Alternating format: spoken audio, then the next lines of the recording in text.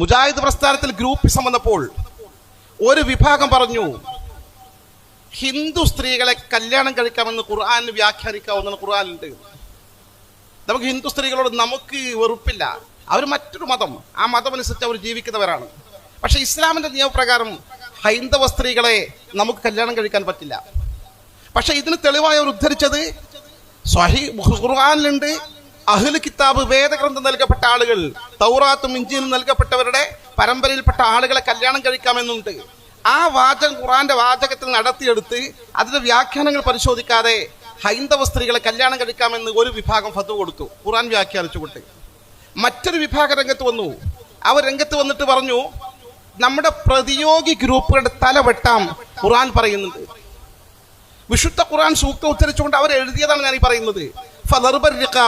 സൂറത്ത് മുഹമ്മദ് 4-ാമത്തെ ആയത്തിൽ പറയുന്നുണ്ട് പ്രതിയോഗികളെ പെരടി നോക്കി വെട്ടണം. യുദ്ധത്തിൽ ശത്രുക്കളെ പെരടി വെട്ടുന്ന കാര്യമാണ് പറഞ്ഞത്. പക്ഷെ മുജാഹിദ് പ്രസ്ഥാനം മറു ഗ്രൂപ്പിന്റെ തല വെട്ടാൻ വിശുദ്ധ ഖുർആൻ വളച്ചൊടിച്ചു വ്യാഖ്യാനിച്ചു. തീർന്നില്ല, മൂന്നാമതായി അവർ എഴുതി വെച്ചു. ഞാൻ 3 സാമ്പിൾ പറയുകയാണ്. അവരുടെ മറുപുറത്തുള്ള എല്ലാ മുജാഹിദ് ഗ്രൂപ്പുകളും മുശ്രിക്കുകളാണ്, ഞങ്ങൾ മാത്രം മുവഹിദുകളാണ്, അവരൊക്കെ കാഫറുകളാണ്, മുശ്രിക്കുകളാണെന്ന് ചിത്രീകരിച്ചു ഖുർആൻ വ്യാഖ്യാനിച്ചുകൊണ്ട്.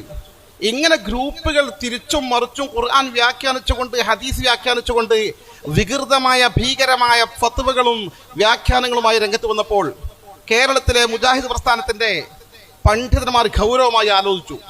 ഖുർആനും സുന്നത്തും പറയാൻ സുഖ, അത് മതവിധി കണ്ടെത്തണമെന്ന് പറയുന്നത് സുഖമാണ് പാർട്ടി ഒറ്റക്കെട്ടായി നിൽക്കുമ്പോൾ.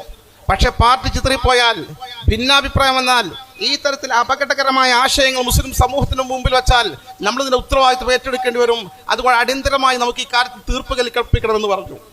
അങ്ങനെ തുടക്കത്തിൽ, പിളർപ്പിന്റെ തുടക്കത്തിലാണ് 2001 ജൂൺ 4 അവരുടെ ആസ്ഥാനമായ പുളിക്കൽ മദീനത്തുൽ വന്ന അറബി കോളേജിലെ കേരള ജംഇയ്യത്തുൽ ഉലമ നേരിട്ട് നടത്തുന്ന സ്ഥാപനം, ആ സ്ഥാപനത്തിൽ വന്നിട്ട് അവരുടെ പണ്ഡിത സഭ കേരള ജംഇയ്യത്തുൽ ഉലമ വിശദമായി യോഗം ചേർന്ന് ഈ കാര്യങ്ങളെക്കുറിച്ച് ഗൗരവതരമായി ആലോചിച്ചു. ഇതെങ്ങനെ തരണം ചെയ്യും, ഈ പ്രശ്നത്തെ എങ്ങനെ ചെറുക്കും. അവസാനം ഒരു കൃത്യമായൊരു തീരുമാനത്തിലെത്തി. KNM-ന്റെ ശാഖകളിലേക്ക് അയച്ചു കൊടുത്ത സർക്കുലർ അവർ പറയുന്നുണ്ട്. ആ സർക്കുലറിന്റെ പേജ് നമ്പർ 9 ചെറിയ പുസ്തകമാണ്. ആ പുസ്തകത്തിന്റെ പേജ് നമ്പർ 9 പറയുന്നുണ്ട് ഖുർആനും സുന്നത്തും അങ്ങനെ സ്വതന്ത്രമായി നീ വ്യാഖ്യാനിക്കാൻ പാടില്ല. പിന്നെ എന്ത് ചെയ്യണം? ഖുർആനും സുന്നത്തും വ്യാഖ്യാനിക്കുന്നതിനും സ്വീകരിച്ചാചരിക്കുന്നതിനും സലഫ് സ്വാലിഹീങ്ങളുടെ മാർഗമാണ് നാം സ്വീകരിക്കേണ്ടതെന്ന് ഈ യോഗം തീരുമാനിച്ചു. ആ കറക്റ്റ്. അഹ്ലു സുന്നത്തി വൽ ജമാഅത്ത് കഴിഞ്ഞ 14 നൂറ്റാണ്ട് കാലമായി പറഞ്ഞതും സുന്നത്ത് ജമാഅത്ത് വേർതിരിഞ്ഞു പോകാൻ കാരണമായ നിമിത്തമായതും ഈ ഒരു അടിസ്ഥാന പ്രശ്നമാണ്. ഖുർആനും സുന്നത്തും സ്വന്തമായി വ്യാഖ്യാനിക്കാമോ ഇല്ലേ? അഹ്ലു സുന്നത്ത് പറഞ്ഞു സ്വതന്ത്രമായി ഖുർആൻ വ്യാഖ്യാനിക്കാൻ പാടില്ല, ഹദീസ് വ്യാഖ്യാനിക്കാൻ പാടില്ല. ഖുർആനും സുന്നത്തും സച്ചരിതരായ മുൻഗാമികളായ സ്വഹാബത്തും താബികളും താബികളുമാണ്. ആ സ്വഹാബത്ത് വ്യാഖ്യാനിച്ച് താബികൾക്ക് കൈമാറി താബികൾ ക്രോഡീകരിച്ച ആ ഖുർആനും സുന്നത്തിന്റെ വ്യാഖ്യാനം, ഖുർആനും സുന്നത്തും അവർ പറഞ്ഞ വ്യാഖ്യാനം അനുസരിച്ചാണ് സ്വീകരിക്കേണ്ടത് എന്ന് കൃത്യമായി സമസ്ത കേരള ജംഇയ്യത്തുൽ ഉലമ മുസ്ലിം സമൂഹത്തെ പഠിപ്പിച്ചപ്പോൾ, ബോധ്യപ്പെടുത്തി കൊടുത്തപ്പോൾ കേരളത്തിലെ മുജാഹിദ് പ്രസ്ഥാനം അതേ ലൈനിലേക്ക് വന്നു പ്രശ്നം തീർക്കാൻ വേണ്ടി. ഇനി ഇങ്ങനത്തെ മസല പറയരുത്. ഇവിടെ ഖുർആനും ഹദീസും വ്യാഖ്യാനിക്കണമെങ്കിൽ ഓരോ മൗലവിമാരും സ്വന്തം ബുദ്ധിക്കും യുക്തിക്കും അനുസരിച്ച് വിശദീകരിക്കരുത്, വ്യാഖ്യാനിക്കരുത്, വളച്ചൊടുക്കരുത്. ഇനി മുതൽ ഖുർആനും സുന്നത്തും വ്യാഖ്യാനിക്കണമെങ്കിൽ സഹാബത്ത്, താബികൾ അവരെ സച്ചരിതരായ മുൻഗാമികൾ തന്നെ സലഫ് സ്വാലിഹീങ്ങൾ എന്ന് പറയുന്ന നമ്മുടെ ഭാഷയിൽ ആ സലഫ് സ്വാലിഹീങ്ങൾ എങ്ങനെ വ്യാഖ്യാനിച്ചോ ആ വ്യാഖ്യാനം മാത്രമേ സ്വീകരിക്കാവൂ എന്ന്. വളരെ കറക്റ്റാണ് ആശയം. ആ ആശയത്തിലേക്ക് എത്തി. സത്യം പറഞ്ഞാൽ ആ ആശയത്തിൽ മുജാഹിദ് പ്രസ്ഥാനം ഉറച്ചു നിന്നിരുന്നെങ്കിൽ സുന്നത്ത് ജമാഅത്തുമായുള്ള എല്ലാ ഭിന്നതയും തീരുമായിരുന്നു. പക്ഷെ നിർണായക ഘട്ടത്തിൽ അങ്ങനെ തീരുമാനമെടുക്കാൻ ബാധ്യസ്ഥമായി എന്നല്ലാതെ അതിലവർ ഉറച്ചുന്നില്ല. എൻ്റെ പ്രിയപ്പെട്ടവരെ, അതിനെ തുടർന്ന് അവരെത്രമാത്രം എഴുതിയെന്ന് വെച്ചാൽ അവർ പറഞ്ഞു ഞങ്ങൾ എല്ലാ കിതാബും അംഗീകരിക്കും. നേരത്തെ അംഗീകരിക്കില്ല എന്ന് പറഞ്ഞേ കർമ്മശാസ്ത്ര ഗ്രന്ഥങ്ങൾ പാള കിതാബുകളാണ് പറഞ്ഞിരുന്നത്. സഹീഹുൽ ബുഖാരി ഉൾപ്പെടെയുള്ള ഗ്രന്ഥങ്ങളുടെ വ്യാഖ്യാനങ്ങൾ, ഫത്ഹുൽ ബാരിയുടെ വ്യാഖ്യാന ഗ്രന്ഥങ്ങൾ, തഫ്സീർ ഇബ്നു കസീർ പോലുള്ള തഫ്സീറുകൾ അതൊക്കെ അംഗീകരിക്കണം, ഖുർആനും സുന്നത്തും മാത്രമേ അംഗീകരിക്കൂ എന്ന് പറഞ്ഞ മുജാഹിദ് പ്രസ്ഥാനം അവർ അവസാനം മാറ്റി എഴുതി. അവർ കൃത്യമായി പറഞ്ഞു, അവരുടെ മാസികയിൽ, ഇസ്ലാഹ് എന്ന മാസികയിൽ കൃത്യമായി അവർ എഴുതി വച്ചു. എന്താണ് എഴുതി വച്ചത്? സലഫികളുടെ ഗ്രന്ഥങ്ങൾ വിശുദ്ധ ഖുർആനും നബി സല്ലല്ലാഹു അലൈഹി വസല്ലമയുടെ ചര്യകളും രേഖപ്പെടുത്തപ്പെട്ട ഹദീസ് ഗ്രന്ഥങ്ങളുമാണ്. അങ്ങനെ തന്നെ പറയുന്ന പോലെ ഖുർആനും ഹദീസാണ്. പിന്നെ അവയുടെ വ്യാഖ്യാനങ്ങളായ തഫ്സീർ ഗ്രന്ഥങ്ങളും കർമ്മശാസ്ത്ര ഗ്രന്ഥങ്ങളുമാണ്. അവയുടെ വ്യാഖ്യാനങ്ങളായ തഫ്സീർ ഗ്രന്ഥങ്ങളും കർമ്മശാസ്ത്ര ഗ്രന്ഥങ്ങളുമാണ്. അവക്ക് നൂറ്റാണ്ടുകളുടെ പഴക്കമുണ്ട്. ഈ ഇമാം നവവിയുടെ ഷറഹ് മുസ്ലിമും ഇബ്നു ഹജർ അസ്കലാനിയുടെ ബുഖാരി വ്യാഖ്യാനമായ ഫത്ഹുൽ ബാരിയും ഇമാം തബരിയുടെയും ഇബ്നു കസീറിന്റെയും ഖുർആൻ വ്യാഖ്യാനങ്ങളും ഒക്കെ നിരോധിക്കണമെന്ന് സമസ്തക്കാർ പറയുമോ എന്ന് വെച്ചാൽ സമസ്തനെ ചോദിക്കുക, നിങ്ങൾ ഒഴിവാക്കുമോ? ഒഴിവാക്കൂല. എന്നാൽ ഞങ്ങളതും അതന്നെയാണ്. ഞങ്ങൾ ഈ പറയുന്ന കർമ്മശാസ്ത്ര ഗ്രന്ഥങ്ങളും ഇമാം നവവിന്റെ കിതാബും ഫത്ഹുൽ ബാരിയും ഇതൊക്കെ ഞങ്ങൾ അംഗീകരിക്കുന്ന അല്ല, ഖുർആനും സുന്നത്തും നേർക്കുനേരെ എടുക്കുന്ന ആളുകളല്ല എന്ന് ഒന്നുകൂടി സുവ്യക്തമായി രേഖപ്പെടുത്തി വെച്ചു. ഇനി ഞാൻ പറയട്ടെ സഹോദരന്മാരെ, കേരളത്തിലെ മുജാഹിദ് പ്രസ്ഥാനം ഈ ലൈനിൽ നിൽക്കുകയാണെങ്കിൽ പിന്നെ എവിടെയാണ് അഭിപ്രായ വ്യത്യാസം? ഓരോ അഭിപ്രായം, നിലവിൽ സുന്നത്ത് ജമാഅത്തും കേരളത്തിൽ മുജാഹിദ് പ്രസ്ഥാനം തമ്മിൽ അഭിപ്രായ വ്യത്യാസമുള്ള കാര്യങ്ങൾ 1 by 1 ആയി നിങ്ങൾ പരിശോധിച്ച് നോക്ക്. ഓരോന്നും പരിശോധിച്ച് നോക്കിയാൽ അതിന് ഖുർആൻ സുന്നത്ത് നേർക്കുനേരെ തെളിവെടുത്ത് വ്യാഖ്യാനിക്കുകയാണെങ്കിൽ, വളച്ചൊടിക്കുകയാണെങ്കിൽ അവർക്ക് അനുകൂലമാണ്. നേരത്തെ സച്ചരിതരായ മുൻഗാമികൾ സ്വഹാബത്ത് കൊടുത്ത വിശദീകരണം സ്വീകരിക്കുകയാണെങ്കിൽ അത് സുന്നത്ത് ജമാഅത്തിന്റെ നിലപാട് അംഗീകരിക്കേണ്ടി വരും. ഞാൻ ചെറിയൊരു സാമ്പിൾ പറയാം. ഇപ്പോൾ ഒരാൾ മുജാഹിദ് പ്രസ്ഥാനത്തിന്റെ പ്രവർത്തനം പ്രത്യക്ഷത്തിൽ തിരിച്ചറിയാം. നിസ്കരിക്കുമ്പോൾ കൈ എവിടെ കെട്ടിയത് നോക്കിയാൽ മതി. അതിങ്ങനെ നെഞ്ചത്ത് അല്ലാഹു അക്ബർ എന്ന് കെട്ടിയിട്ടുണ്ടാവും. ചില ആൾക്കാർ ഇങ്ങനെ ആയിരിക്കും, ചില ആൾക്കാർ ഇങ്ങനെ ആയിരിക്കും, പല രൂപത്തിലായിരിക്കും.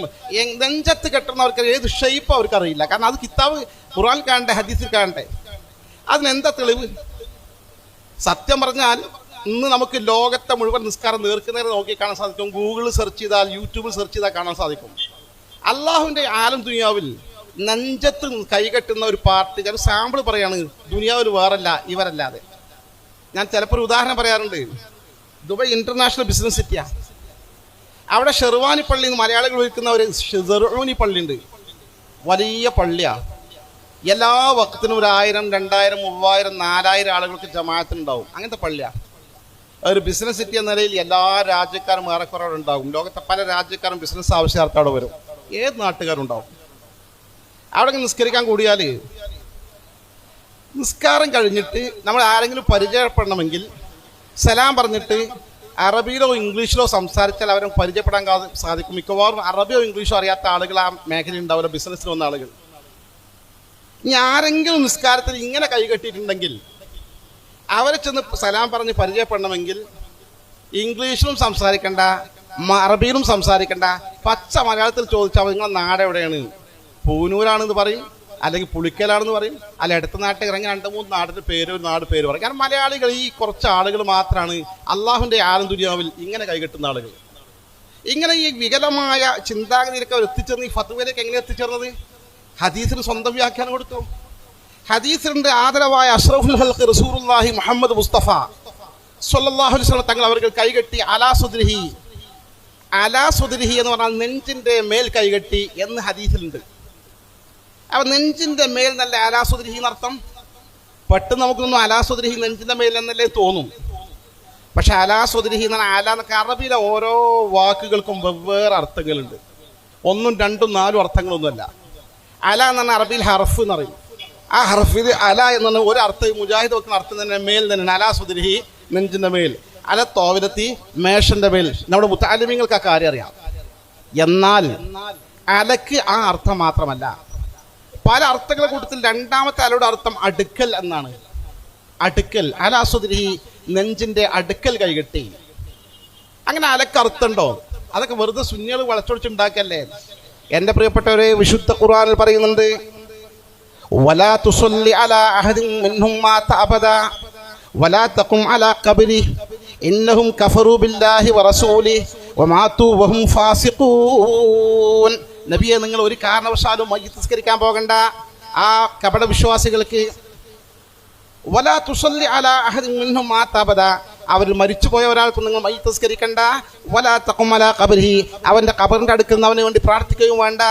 ഇന്നഹും കഫറൂ ബില്ലാഹി വറസൂലിഹി, അല്ലാഹുവിനെയും തന്റെ റസൂലിനെയും നിഷേധിച്ച കൂട്ടരാണ് അവർ. വമാതു വഹും ഫാസിഖൂൻ, ദുർമാർഗികളായി മരിച്ചുപോയ ടീമാണത്. അവർക്ക് നിങ്ങൾ പ്രാർത്ഥിക്കാനും നിസ്കരിക്കാനും പോകണ്ട. അവിടെ വലാ തഖും അലാ ഖബ്രിഹി, ഖുർആൻ ശ്രദ്ധിച്ചോ, വലാ തഖും നിങ്ങൾ പ്രാർത്ഥിക്കണ്ട, അലാ ഖബ്രിഹി, ആ മുനാഫിഖിന്റെ ഖബറിന്റെ അരികെ നിന്ന് പ്രാർത്ഥിക്കണ്ട. ഇവിടെ അലക്ക് മേൽ അലാ ഖബരിഹി, ആ മുനാഫിഖിന്റെ ഖബറിന്റെ മേൽ കയറുന്ന് പ്രാർത്ഥിക്കേണ്ട അർത്ഥം വെക്കണം. അങ്ങനെ വെക്കാൻ പറ്റുമോ? ആരും ഖബറിന്റെ മുകളിൽ കയറുന്ന് പ്രാർത്ഥിക്കൂല. അവിടെ അലാ ഖബരിഹി, ഖബറിന്റെ അടുക്കൽ നിന്നാ. മുജാഹിദിന്റെ ഖുർആൻ പരിഭാഷ നോക്ക്, ജമാഅത്തുകാരെ ഖുർആൻ പരിഭാഷ നോക്ക്, ബിദായികളെ മുഴുവൻ ഖുർആൻ പരിഭാഷ നോക്ക്. അലാ സുദ്രിഹി, അവിടെ അലാ ഖബരിഹി, ഖബറിന്റെ അരികിൽ, ഖബറിന്റെ അടുക്കൽ നിന്നാ. അപ്പൊ കറക്റ്റ് അലാ സുദ്രിഹി, നെഞ്ചിന്റെ അരികിൽ എന്ന അർത്ഥമുണ്ട്, നെഞ്ചിന്റെ മേൽ എന്ന അർത്ഥമുണ്ട്. നെഞ്ചിന്റെ അരികിൽ എന്നാണോ മേൽ എന്നാണോ തീരുമാനിക്കണം ഞാനും നിങ്ങളും മുജാഹിദുകളുമല്ലല്ലോ. അള്ളാന്റെ റസൂല് എത്ര കാലം ഈ സ്വഹാബികൾക്കിടയിൽ നിസ്കരിച്ചു? ആ നിസ്കാരം നോക്കിക്കണ്ട സ്വഹാബികൾ പറയട്ടെ, കേട്ട നമ്മളല്ലല്ലോ പറയേണ്ടത്. അവർ കൃത്യമായ സ്വഹാബികൾ ഒരാൾ പോലും അള്ളാന്റെ റസൂൽ നെഞ്ചിന്റെ മീതെയാണ് കൈകെട്ടിയത് പറഞ്ഞിട്ടില്ല.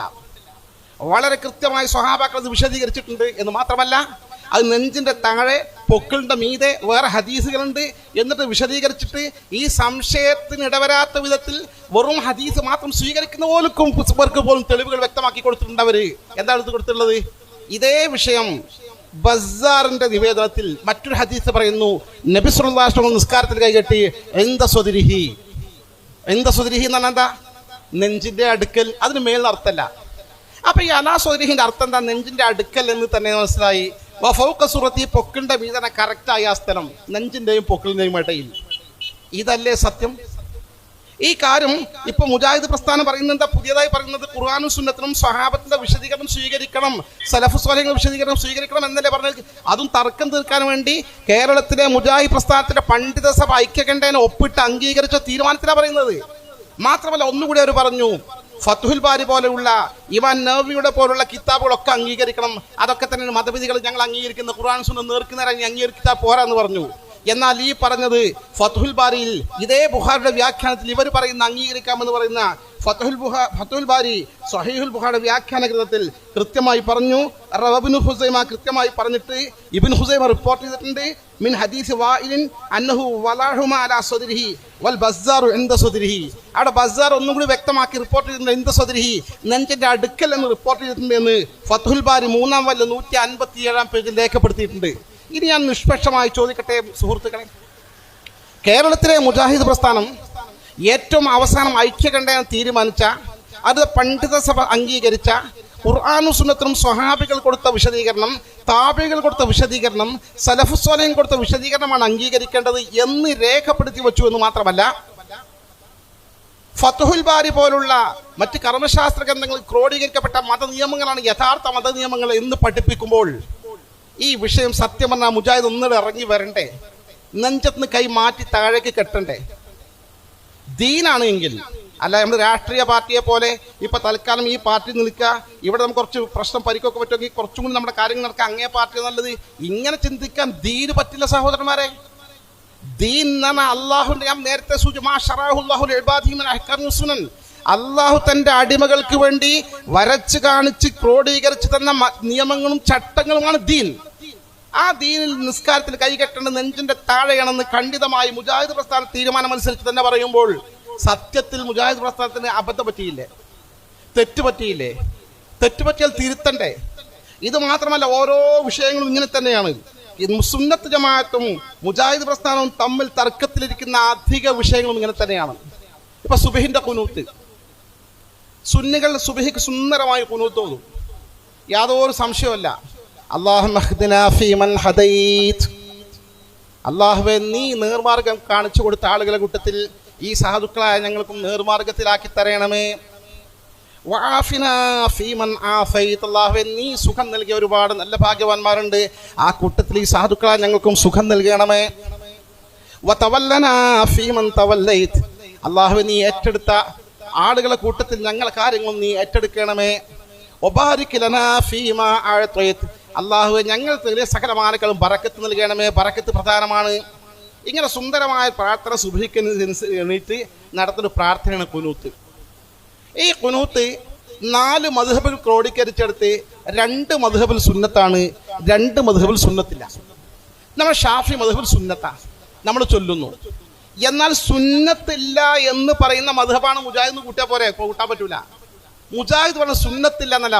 മദ്ഹബിന്റെ ഇമാമുകൾ പറയുന്നത് ഇതുമായി ബന്ധപ്പെട്ട തെളിവുടെ ബലാബലം നോക്കുമ്പോൾ സ്വഹാബത്തിലെ വ്യത്യസ്ത അഭിപ്രായങ്ങൾ പരിഗണിക്കുമ്പോൾ 2 അഭിപ്രായം സ്വഹാബികൾക്കുണ്ട്. സുന്നത്തുണ്ട് എന്നുമുണ്ട്, സുന്നത്തില്ല എന്നുമുണ്ട്. അതുകൊണ്ട് രണ്ടും സ്വീകരിക്കാം. മദ്ഹബിലെ വ്യത്യസ്ത അഭിപ്രായങ്ങൾ അപൂർവമായിട്ടുണ്ട്. അതിൽ 2 വ്യത്യസ്ത അഭിപ്രായം സുന്നത്തുണ്ട് ഇല്ല എന്നുള്ളത്. എന്നാൽ കേരളത്തിലെ മുജാഹിദ് പ്രസ്ഥാനം പറയുന്നത് അത് ബിദ്അത്താണ് എന്നാണ്. ബിദ്അത്താണെന്ന് പറഞ്ഞാൽ അനാചാരമാണെന്നാണ്. ഖുനൂത്ത് ഓതിയാൽ അത് ബിദ്അത്താണ്, അനാചാരമാണ്. അനാചാരമാണെന്ന് നരകത്ത് പോകും. കുല്ലു ബിദ്അത്തും ദലാല, എല്ലാ ബിദ്അത്തും ദലാലത്ത് വഴി തെറ്റിയതാണ്. പിന്നെ കുല്ലു ദലാലത്ത് ഫിന്നാർ, വഴി തെറ്റിപ്പോയാൽ നരകത്തിൽ എത്തിച്ചേരുമെന്ന് അഷ്റഫുൽ ഖൽഖ് നബി മുത്ത് മുഹമ്മദ് മുസ്തഫ സ്വല്ലല്ലാഹു അലൈഹി വസല്ലം പഠിപ്പിച്ചിട്ടുണ്ട്. അപ്പൊ ഇതാണ് വിഷയം, ഇത് അനാചാരമാണ് എൻ്റെ പ്രിയപ്പെട്ടവരെ. എന്നാൽ ഈ ഖുനൂത്തിനെ കുറിച്ച് എന്താണ് പറയുന്നത്? ഞാൻ സൂചിപ്പിച്ച രണ്ട് അഭിപ്രായമുണ്ട്. ഈ രണ്ട് അഭിപ്രായം സുന്നത്തുണ്ടോ ഇല്ലേ എന്നാണ്. സുന്നത്താണോ ബിദ്അത്താണോ? ബിദ്അത്താണ് ഖുനൂത്ത്, അനാചാരമോ ചരിത്രത്തിൽ ഒരു ഇസ്ലാമിക പണ്ഡിതനെ പറഞ്ഞിട്ടില്ല. കൃത്യമായി ഇവരൊക്കെ അംഗീകരിക്കുന്ന ഇതുപോലുള്ള ആധികാരിക ഗ്രന്ഥങ്ങൾ പറയുന്ന ഇബാറത്തുകൾ ഞാൻ നിങ്ങൾ വായിച്ചു കേൾപ്പിക്കാം. ഫദഹബ അക്സറുൻ നാസി മിന സ്വഹാബ, സ്വഹാബത്തിൽ നിന്ന് അധികം ആളുകളും, വത്താബിഈൻ, താബിഈൻ അധികം ആളുകളും, വമൻ ബഅദഹും താബിഈൻ അധികം ആളുകളും അലാ ഇസ്ബാത്തിൽ ഖുനൂത്തി ഫിഹാ, ഖുനൂത്ത് സുബ്ഹിക്ക് ഖുനൂത്ത് സുന്നത്താണ് എന്ന നിലപാടുകാരാണെന്ന് അഭിപ്രായപ്പെട്ടിരിക്കുന്നു. ആ കൂട്ടത്തിൽപ്പെട്ട ഖുലഫാഉർ റാഷിദീങ്ങൾ, അമ്മാർ ഇബ്നു യാസിർ, ഉബയ്യ് ഇബ്നു കഅബ്, അബൂ മുസ അശ്അരി, ഇബ്നു അബ്ബാസ്, അബൂ ഹുറൈറ റളിയല്ലാഹു അൻഹു ഉൾപ്പെടെയുള്ള സ്വഹാബി പ്രമുഖന്മാർ, അവരൊക്കെ സുബ്ഹിക്ക് ഖുനൂത്ത് സുന്നത്താണ്. എന്നാൽ വേറെ ചില സ്വഹാബികൾ സുബ്ഹിക്ക് ഖുനൂത്ത് സുന്നത്തില്ല എന്ന് പറയുന്നുണ്ട്. ആ മദ്ഹബ് അനുസരിക്കുന്ന ആളുകൾക്ക് ഖുനൂത്ത് ഓതേണ്ടതില്ല. ഹനഫി മദ്ഹബ് അങ്ങനെയാണ്, ഹംബലി മദ്ഹബ് മക്കത്തി എന്നാൽ ഹംബലി മദ്ഹബാണ്, അങ്ങനെയാണ്. ഖുനൂത്ത് ഓതേണ്ട ആവശ്യമില്ല.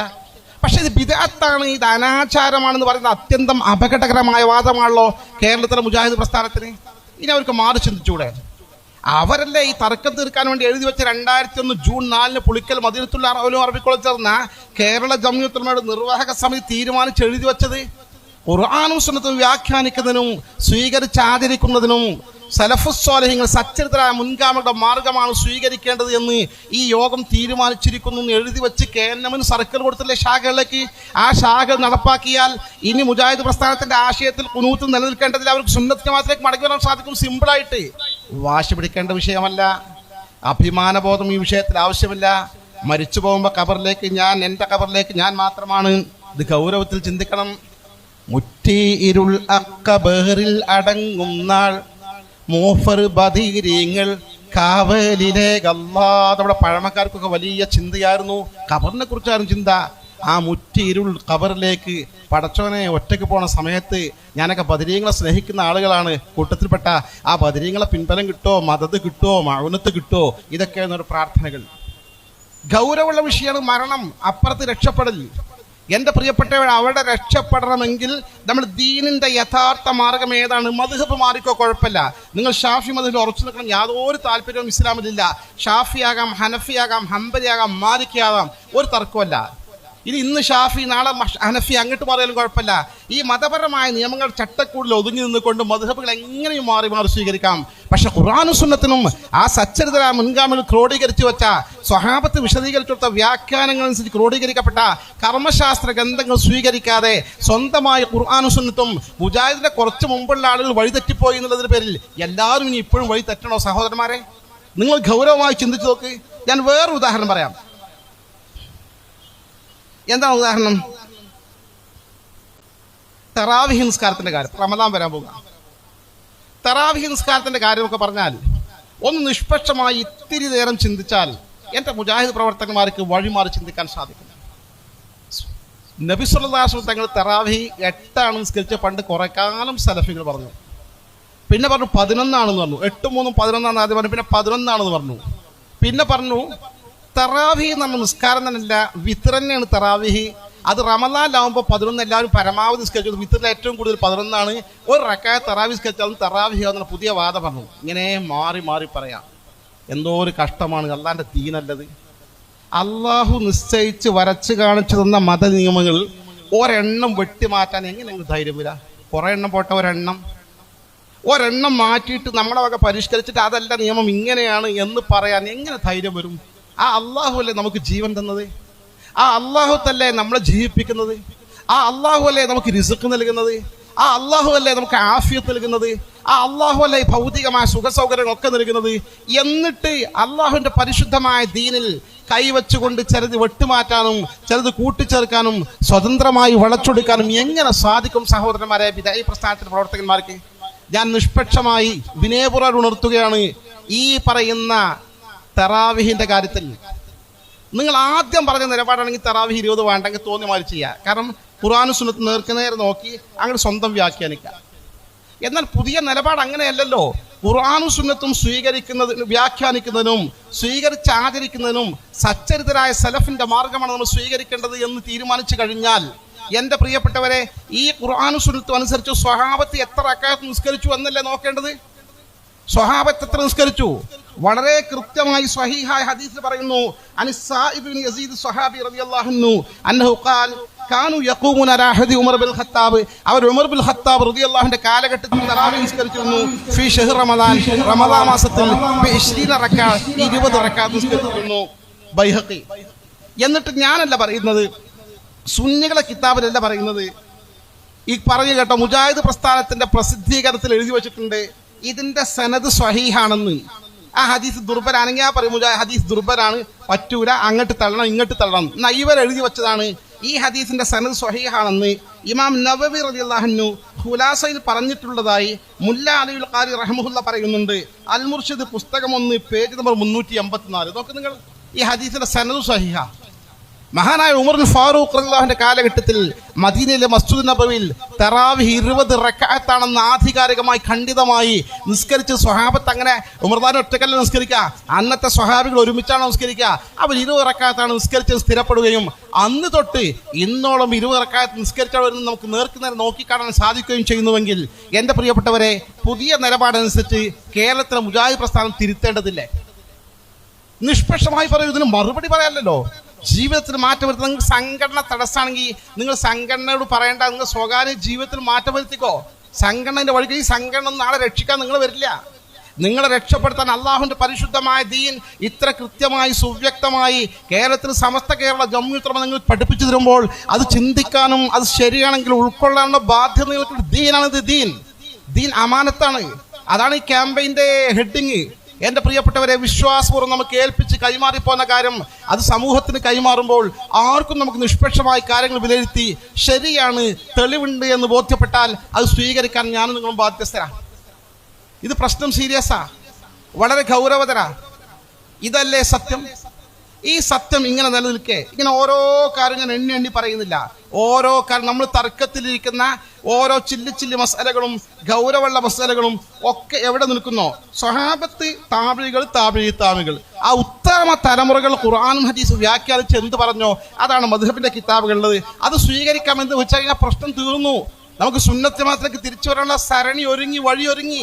ഇത് തീർച്ചയാണ്, സുവ്യക്തമാണ്. ഇതാണ് കർമ്മപരമായ കാര്യങ്ങളുടെ അവസ്ഥാവിശേഷം. ഇനി ഞാനൊരു കാര്യം പറയട്ടെ. രണ്ടാമത്തെ പ്രശ്നം നമ്മൾ തർക്കത്തിലെ പ്രശ്നം തൗഹീദിന്റെ വിഷയമാണ്. തൗഹീദിന്റെ വിഷയം എന്ന് പറഞ്ഞാൽ, സുന്നികൾ തൗഹീദ് വളരെ സുന്ദരമായി ജനങ്ങൾക്ക് പഠിപ്പിച്ചു കൊടുക്കുന്നുണ്ട്. അത് പുതിയ തൗഹീദല്ല.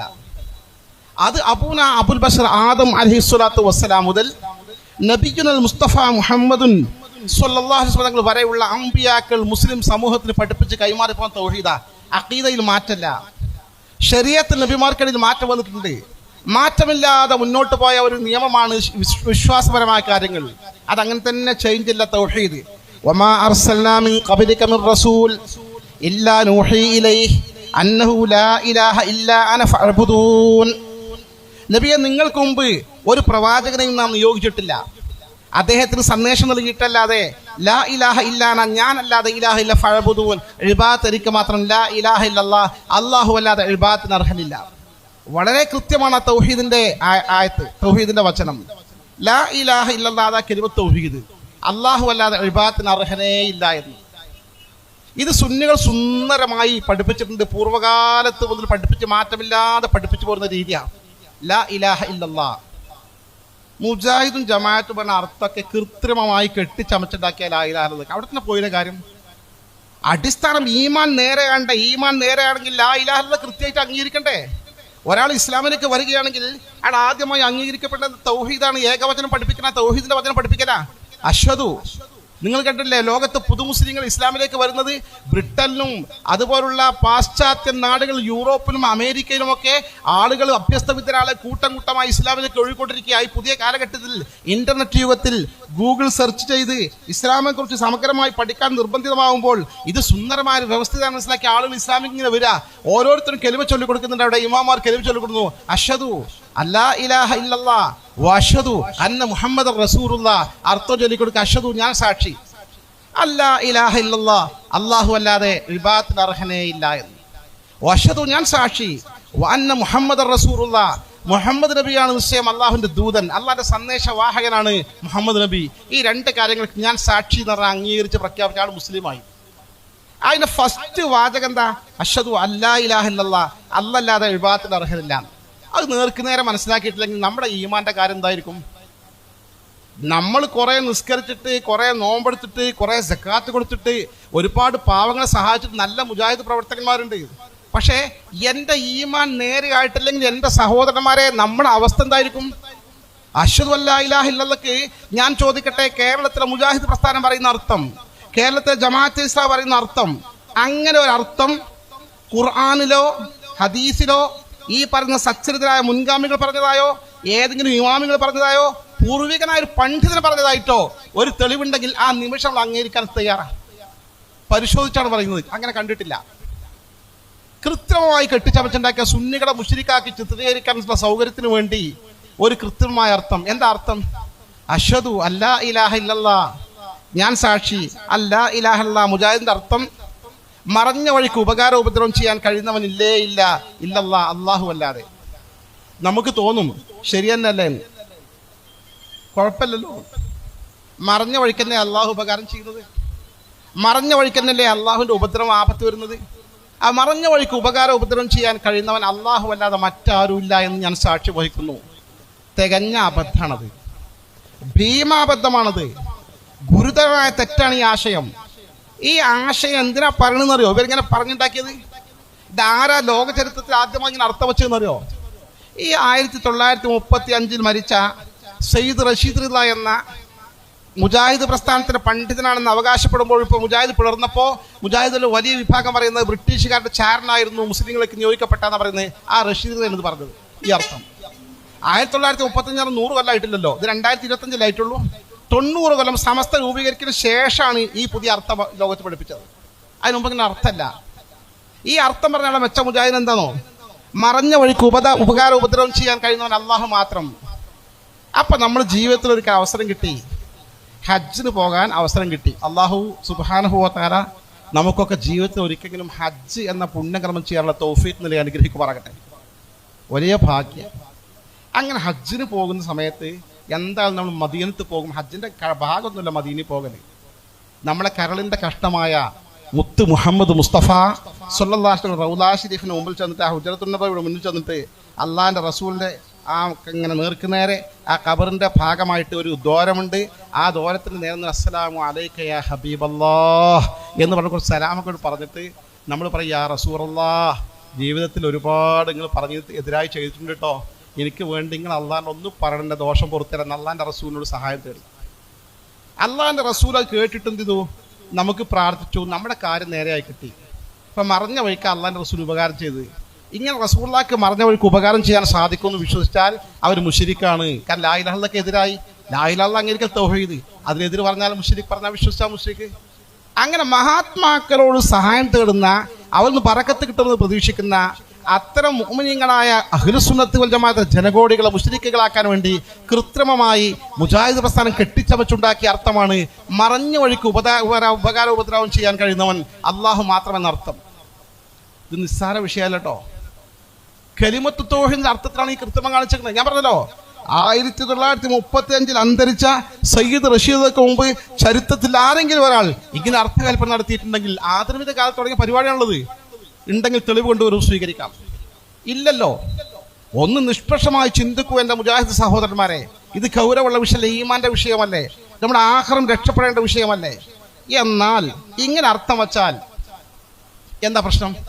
ഇങ്ങനെ അർത്ഥം വച്ചാൽ ഞാൻ പറഞ്ഞത് ഇങ്ങനത്തെ കുറേ പ്രശ്നം പേർക്ക് വല്ല മെച്ചുണ്ട്, പ്ലസ് പോയിന്റ് ഉണ്ട്. പക്ഷേ ഒരു 100 ചോദ്യം അങ്ങോട്ടുണ്ട്. അപ്പോൾ പിശാചുകൾക്ക് മറഞ്ഞ വഴിക്ക് ഉപദ്രവം ചെയ്യാൻ കഴിയില്ലേ? ആ പിശാചിനെ നമ്മൾ കാണുന്നില്ലല്ലോ.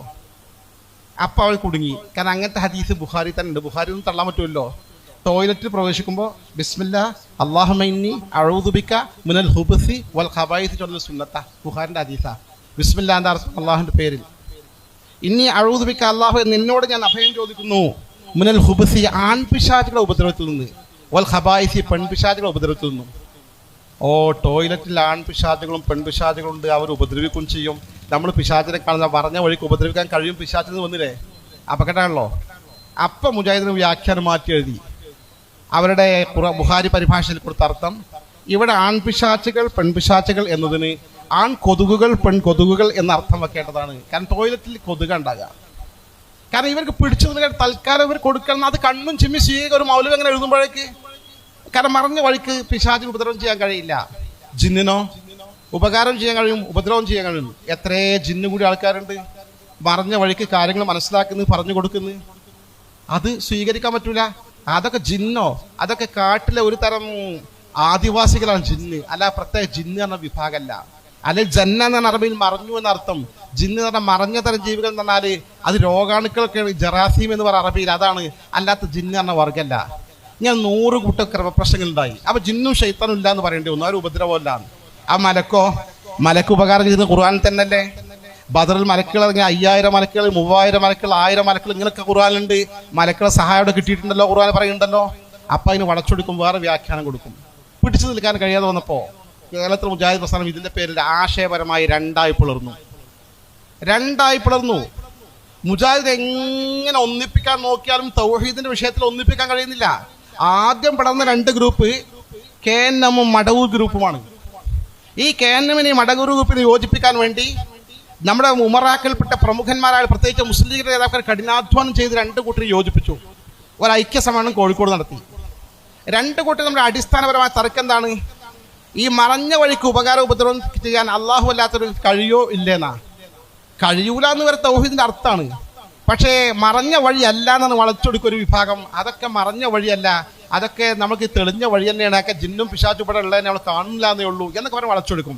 എന്തായാലും രണ്ടും തർക്കായിട്ട് എത്രത്തോളം സ്വഹീഹുൽ ബുഖാരിന്റെ ഹദീസാണ്. ആദരവായ റസൂലുള്ളാഹി സ്വല്ലല്ലാഹു അലൈഹി വസല്ലം തങ്ങൾക്ക് ഒരു ജൂതനായ ലബീദ് ഇബ്നു അഅസം എന്ത് ചെയ്തു? സിഹിർ ചെയ്തു, ആഭിചാരം ചെയ്തു. അള്ളാഹുവിന്റെ റസൂൽ ചെറിയ ചില പ്രശ്നങ്ങളൊക്കെ അനുഭവിച്ചു. പിന്നെ മലക്കുൽ മുഖറബ് ജിബ്രീൽ അലൈഹിസ്സലാത്തു വസ്സലാം സ്വപ്നത്തിൽ വന്ന് തങ്ങൾക്ക് ആ സിഹിർ ചെയ്ത് എവിടെയെന്ന് കാണിച്ചു കൊടുത്തു. അതെടുത്തു മാറ്റി തങ്ങൾ രക്ഷപ്പെട്ടു. അങ്ങനെ ഖുൽ അഊദു ബിറബ്ബിൽ ഫലഖ്, ഖുൽ അഊദു ബിറബ്ബിൻ നാസ് 2 സൂറത്ത് ഇറങ്ങിയതൊക്കെ സ്വഹീഹുൽ ബുഖാരി ഉൾപ്പെടെ ഹദീസിന്റെ കിതാബുകളുണ്ട്. മുജാഹിദ് പ്രസ്ഥാന ഗ്രൂപ്പ് നിഷേധിച്ചു. കാരണം മറഞ്ഞ വഴിക്ക് പിശാചാണല്ലോ ഗൂഢോത്രത്തിന്റെ ആൾക്കാർ. പിശാചിനെ ഉപയോഗിച്ച് കാണും ഈ മാരണം സിഹിർ ചെയ്യുന്നത്. പിശാചിന് മറഞ്ഞ വഴിക്ക് ഉപദ്രവം ചെയ്യാൻ കഴിയില്ല. എന്നിട്ട് കേരളത്തിലെ മുജാഹിദ് പ്രസ്ഥാനം ഈ ഐക്യ സമ്മേളനം നടത്തിയപ്പോൾ സമ്മേളനം തൊട്ടടുത്ത മാസം 2 കൂട്ടരും വെവ്വേറെ എഴുതി. സിഹിർ, അങ്ങനെ പിശാച് മുഖേന സിഹിറിലൂടെ ഉപദ്രവിക്കാൻ കഴിയൂല എന്നൊരു വിഭാഗം, അങ്ങനെ കഴിയുന്ന വിശ്വസിച്ചാൽ ഷിർക്കാവുന്നൊരു വിഭാഗം, അല്ല കഴിയുന്ന വിശ്വസിക്കലാണ് യഥാർത്ഥ ദീൻ എന്ന് മറ്റൊരു വിഭാഗം. രണ്ടും പരസ്പരം വീണ്ടും തൗഹീദിൽ ഭിന്നിച്ചു. രണ്ടും അവരുടെ മാസികളും വാരികളും എഴുതി വെച്ചിട്ടുണ്ട്, പച്ചയായി എഴുതി വെച്ചിട്ടുണ്ട്. ഞാനത് വിശദീകരിക്കാൻ ഈ സമയം ആഗ്രഹിക്കുന്നില്ല. എൻ്റെ പ്രിയപ്പെട്ടവരെ, തൗഹീദിന്റെ വിഷയത്തിൽ മുജാഹിദ് പ്രസ്ഥാനം തെറ്റുപറ്റി എന്ന കാര്യം തീർച്ച എന്ന് ഇതിൽ പരം തെളിവേണ്ടത് ഇന്നും അതിൻ്റെ പേരിൽ തമ്മിലടിച്ചുകൊണ്ടിരിക്കുകയാണ്. മുജാഹിദിന്റെ ആനുകാലികൾ എടുത്ത് വായിച്ചു നോക്കി, അവരുടെ പ്രസംഗങ്ങൾ കേട്ടു നോക്കി, യൂട്യൂബിലെ പ്രസംഗങ്ങൾ കേട്ടു നോക്കി. മുഴുവൻ പറയുന്നത് ഈ ജിന്നും പിശാച്ചും മറഞ്ഞ വഴിക്കാർക്ക് ഉപകാരം ചെയ്യാൻ കഴിയോ കഴിയില്ലേ, ഇതാണ് തർക്കം. കഴിയുന്ന വിശ്വസിച്ചാൽ ഷിർക്കായി എന്നൊരു വിഭാഗം, കഴിയുന്ന വിശ്വസിച്ചാൽ ഷിർക്കാവൂല എന്ന ഒരു വിഭാഗം തമ്മിൽ തർക്കിച്ചുകൊണ്ടിരിക്കുക. സത്യം പറഞ്ഞാൽ തൗഹീദിന്റെ വചനം ലാ ഇലാഹ ഇല്ലല്ലാഹ് ഇസ്ലാമിന്റെ അടിസ്ഥാന വാചകത്തിന്റെ അർത്ഥം പോലും കൃത്യമായി നിർണ്ണയിക്കാൻ സാധിക്കാത്ത മുജാഹിദ് പ്രസ്ഥാനത്തിന് എങ്ങനെയാണ് ദീനിൽ ഉറച്ചു നിൽക്കാൻ സാധിക്കുക? ഒരു ഉറപ്പ് വേണ്ടേ? മാറ്റി മറിച്ച് പറയാൻ പറ്റുമോ? ഞാൻ വിശദാംശങ്ങളിൽ കിടക്കാൻ സമയമില്ലാത്തതുകൊണ്ടാ വഴി തെറ്റിപ്പോയി. ഈ സത്യം പറഞ്ഞ അപ്പത്തെ അവസ്ഥ എന്താ വെച്ചാൽ തൗഹീദിൽ ഏതായാലും മുജാഹിദിന് തെറ്റുപറ്റി അവർക്കും ബോധ്യപ്പെട്ടിട്ടുണ്ട്. പിന്നെ മസ്അലപരമായ കാര്യങ്ങൾ ഖുർആനും സുന്നത്തും നേർക്കുന്നേരെ പോരാ, അത് സ്വഹാബത്തും സലഫ് സ്വാലിഹീങ്ങൾ കൊടുത്ത വ്യാഖ്യാനങ്ങളെ സ്വീകരിക്കാവുന്ന അവർ തർക്കമുണ്ടായപ്പോൾ തീരുമാനം എഴുതി വെച്ചിട്ടുണ്ട്. ഇതന്നല്ല സുന്നി പറഞ്ഞത്. സുന്നിന്റെ തൗഹീദ് ഓക്കെ, സുന്നിന്റെ മസ്അലപരമായ നിലപാടുകൾ ഓക്കെ, ഇതല്ല സുന്നത്തെ. സത്യത്തിൽ പറഞ്ഞ സുന്നി മുജാഹിദ് തമ്മിൽ എന്താ തർക്കം? ഒരേ ഒരു തർക്കം ഉണ്ടായിരുന്നു. 2 തൗഹീദിന്റെ വിഷയത്തിൽ തർക്കം ഉണ്ടായിരുന്നു. മസ്അലകൾ ഖുർആൻ ഹദീസ് നേരിട്ട് സ്വീകരിക്കാൻ പറ്റില്ലേ എന്നുള്ള തർക്കം ഉണ്ടായിരുന്നു. 2നും തീരുമാനമായി. ഇപ്പൊ നമ്മൾ 2 കൂട്ടം നമ്മൾ തർക്കം എന്താ? ഒന്നുമില്ല. പണ്ടൊരു കുട്ടി ക്ലാസ്സിലെ അധ്യാപകനോട് ചോദിച്ചു, സാറേ മൽ ഫർഖു ബൈന ഇൻസാനി വ ഷൈത്താൻ. ഒരു മുജാഹിദ് അധ്യാപകനാ തോന്നുന്നുണ്ട്, സ്കൂൾ അറബി മാഷായിരിക്കും. എന്താണ് ഈ ഷെയ്ത്താന്റെയും ഇൻസാന്റെ ഇടയിൽ ഭിന്നിപ്പ്, ബത്തർക്ക് പ്രശ്നം, വ്യത്യാസം എന്ന് വെച്ചാൽ രണ്ട് സാധനം ഉണ്ടെന്ന് കാണുന്നുണ്ട്. ഒന്ന് ഷെയ്ത്താൻ, മറ്റൊന്ന് ഇൻസാൻ എന്ന മനുഷ്യൻ. സാറിന് പെട്ടെന്നൊരു മറുപടി വരാൻ സാറിനും കിട്ടി. രണ്ട് പരസ്പര വിരുദ്ധാന്നറിയാം. തൽക്കാലം കുട്ടിയെ ഒന്ന് ഒതുക്കാൻ വേണ്ടി സാറ് പറഞ്ഞു, എടാ ഇൻസാൻ നേരെ ഇൻസാന്റെ കാല് പടിഞ്ഞാട്ടായിരിക്കും, ഷെയ്ത്താന്റെ കാൽ നേരെ കിഴക്കോട്ടായിരിക്കും. കുട്ടികൾ ബുദ്ധിയുള്ള കുട്ടികൾ പിന്നെന്താ സാറേ വ്യത്യാസം നോക്കൂ. എടാ ഷെയ്ത്താന്റെ മുഖം നേരെ കിഴക്കോട്ടായിരിക്കും, ഇൻസാന്റെ മുഖം നേരെ പടിഞ്ഞാട്ടായിരിക്കും എന്ന് പറഞ്ഞു. പിന്നെന്താ സാറേ പ്രശ്നം നോക്കൂ. എടാ ഇൻസാന്റെ നെഞ്ച് നേരെ പടിഞ്ഞാട്ടായിരിക്കും, ഷെയ്ത്താന്റെ നെഞ്ച് നേരെ കിഴക്കോട്ടായിരിക്കും. പിന്നെന്താ സാറേ വ്യത്യാസം? ഒക്കെ ഇങ്ങനെ തന്നെ. ഇൻസാന്റെ നേരെ പടിഞ്ഞാട്ട്, ഷെയ്ത്താന്റെ നേരെ കിഴക്കോട്ട്. അപ്പോൾ ഈ കുട്ടി ചോദിച്ചു, അങ്ങനെ സാറേ ഈ ഷെയ്ത്താൻ ഇങ്ങോട്ട് തിരിഞ്ഞാൽ പോലെ എന്നാ ഇൻസാനാവൂലേ ചോദിച്ചു. സത്യമാത്രയുള്ളൂ. ഇപ്പം മുജാഹിദ് ശരിക്കും അവരെടുത്ത തീരുമാനങ്ങളും കാര്യങ്ങളൊക്കെ പ്രാക്ടിക്കലാകണമെങ്കിൽ മുജാഹിദ് ഒന്നും തിരിഞ്ഞിരുന്നാൽ മതി, എന്നാൽ ശൂന്യാകാൻ പറ്റും. നിഷ്പക്ഷമായി ചിന്തിക്കുക, വിലയിരുത്തുക, സത്യം മനസ്സിലാക്കി അതിനുവേണ്ടി പ്രവർത്തിക്കാനും സമസ്ത കേരള ജംഇയ്യത്തുൽ എന്ന ആദർശ പ്രസ്ഥാനത്തിന് കരുത്തു പകർന്നുകൊണ്ട് മുന്നോട്ട് പോകാനും ദയാനിധിയായ റബ്ബ് നമുക്കും നമ്മുടെ ഈ പ്രിയപ്പെട്ട ഈ SKSയുടെ പ്രവർത്തകന്മാർക്കും നമ്മുടെ നാട്ടുകാർക്ക് എല്ലാവർക്കും, എല്ലാ സഹോദരങ്ങൾക്കും തൗഫീഖ് നൽകി അനുഗ്രഹിക്കുമാറാകട്ടെ. നമ്മുടെ മരണപ്പെട്ടുപോയ മാതാപിതാക്കൾ, ഗുരുവര്യന്മാർ, സ്വാലിഹീങ്ങൾ, ഇന്നലകളിൽ സുന്നത്ത് ജമാഅത്തിന് വേണ്ടി പ്രവർത്തിച്ചു പോയ മരിച്ചുപോയ നല്ലവരായ ആളുകൾ, പ്രത്യേകിച്ചും മഹല്ല്, മദ്രസ, പള്ളി ഇതിനൊക്കെ നേതൃത്വം കൊടുക്കുന്ന നല്ലവരായ ഉമറാക്കൾ, അവർക്കൊക്കെ അള്ളാഹു മഗ്ഫിറത്തും റഹ്മത്തും നൽകുകയും ജീവിച്ചിരിക്കുന്നവർക്ക് കർമ്മനിരതരായ ഒരുപാട് കാലം സുന്നത്ത് ജമാഅത്തിന്റെ മാർഗ്ഗത്തിൽ പ്രവർത്തിക്കാനും ദയാനിധിയായ റബ്ബ് തൗഫീഖ് നൽകി അനുഗ്രഹിക്കുമാറാകട്ടെ. ആമീൻ. ദുആ ചെയ്തുകൊണ്ട് നിങ്ങളൊക്കെ ദുആയിൽ ഉൾപ്പെടുത്തണമെന്ന്